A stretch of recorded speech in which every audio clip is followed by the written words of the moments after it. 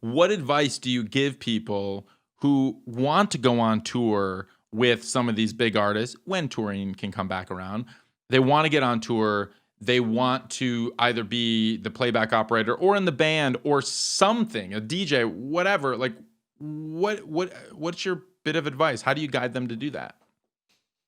I mean, the main thing is being really good at what you do. I mean, that is, of course, a given, but making those connections, and just like helping out in the biz. And I did a ton of that before I ever got gigs, like big gigs, just trying to be around the right people and make connections and offer to help out. And, So but give me an example of that, because like I think when people hear I make connections, I think that's intimidating and daunting. They're like, well, who do I make connections with? How do I make those connections? Who are these people? Where do I go?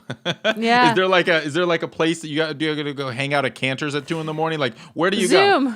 Well, now we're on Zoom, Right. Right. I mean, I guess in some circles, yes. I mean, obviously with like Jam Card and, all those kinds of events, you show up and you rub elbows with musicians and other people. And, for me, like in the Ableton community, it's going to the user groups and being on, on the Facebook groups and, sharing knowledge and helping out. I mean, just like really, especially now, just sharing knowledge, helping out as much as possible, even if you don't know a bunch of stuff, just like offering to help, like, and I'll tell you about this in a minute, but I'm in the middle of my Transmute online course right now. And, I have had people hitting me up saying, hey, can I help out? I don't want to get paid. I just really want to be in your circle. I just want to be, learning from you. And if I can help you and you can benefit from that, like, that's great. And I've done several trade situations with people right now just because,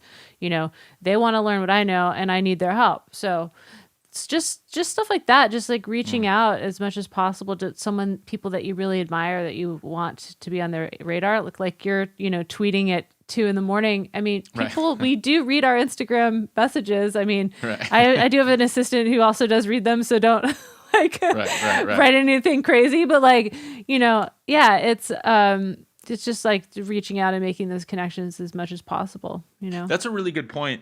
Yeah, you make a really good point in that offering to help someone and not just thinking about, I need something. This is about me. Like, how can I get the help that I need, and me.